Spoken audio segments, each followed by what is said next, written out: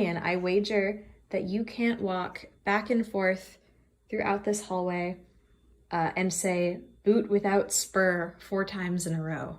All right. Boot without spur, boot without spur, boot without spur, and boot without spur. I did it. Lillian, no, you lost. Do you know why? No. Say boot without saying spur. And you said boot without spur. Can you reflect on this prank? How do you feel? Y'all remember middle school? The thing we all had to do? Remember I-Cup? That's kind of how this was. Yeah. It's so interesting how a Renaissance verbal prank, you know, stays relevant in the modern day. Thank you so much, Lillian. Relevant? I don't know.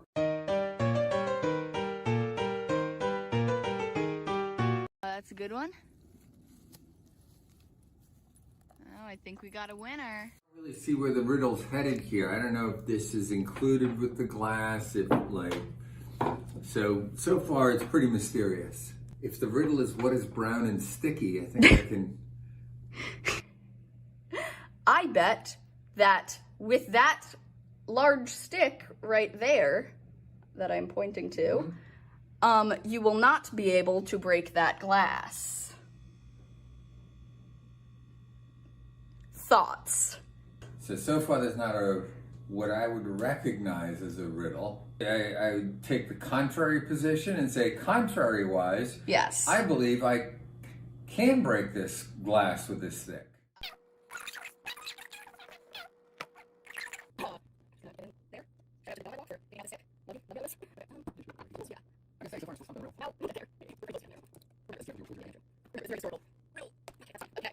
I have acquired a very small piece of the stick. You bet that you could break that glass with this stick. Yes? Well, here's your tool.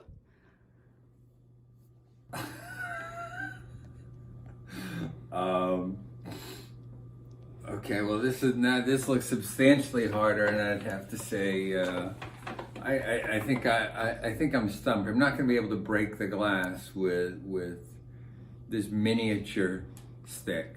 Haha! I have made you look like a fool because you said you could do it, and you can't. Okay, this must be very historical. I'm thinking most riddles, even going back a number of centuries, had more compelling and humorous punchlines.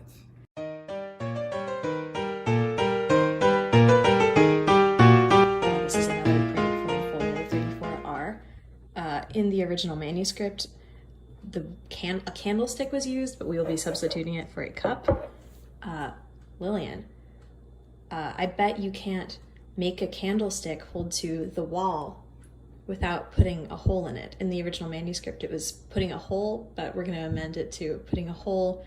We're using glue or tape. How to make it hold to the wall? Yes. And it must be this, like a wall like this. A wall, yes. How would I make that? How would I make that happen? But if I allow it, it's not okay. I can't do that. We could only make it deep.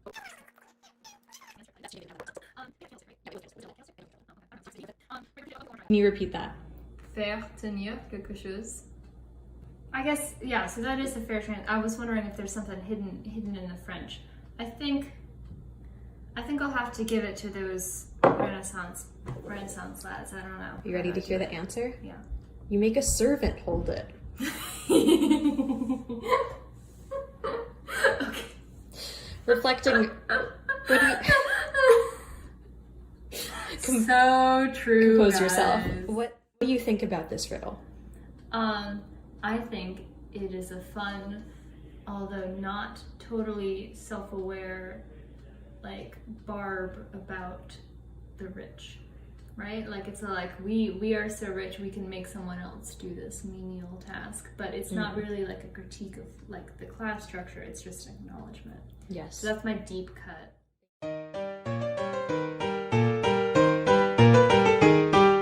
For the second riddle, which you may have have a little bit of insight into the type of riddle that these are. I will tell you that by holding a finger to your forehead, I will prevent you from exiting this chamber.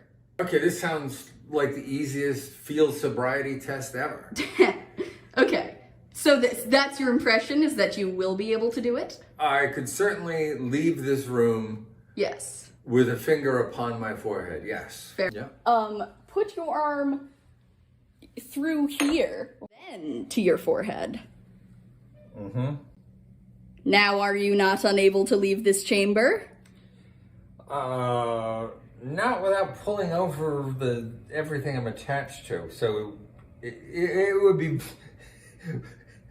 it would be pretty awkward. You're right.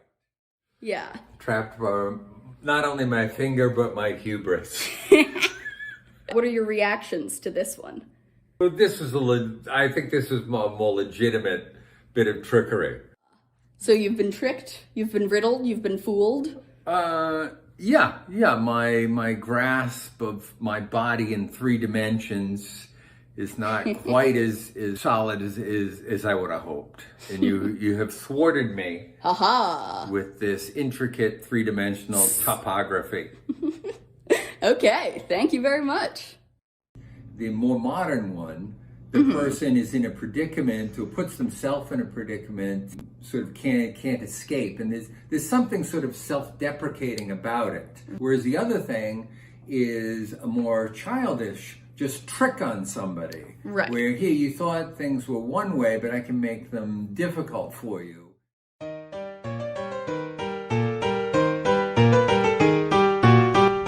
think my recreations were fairly accurate, especially boot without spurs. More changes were necessary for the candlestick riddle. I used a water glass instead of a candlestick, and I didn't have a servant to help out.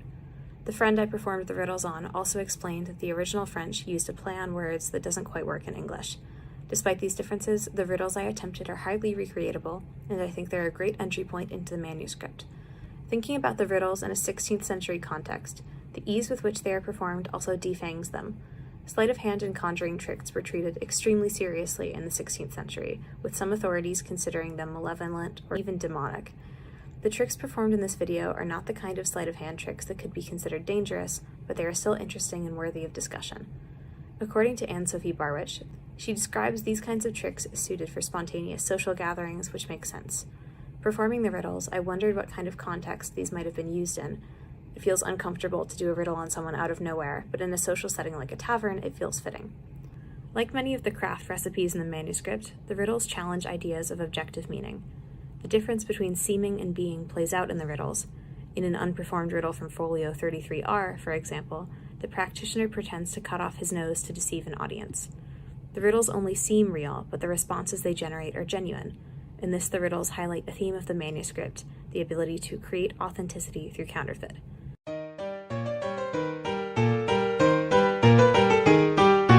Hello and welcome, all my wizards and warlocks, mages and magicians, jesters and jokers.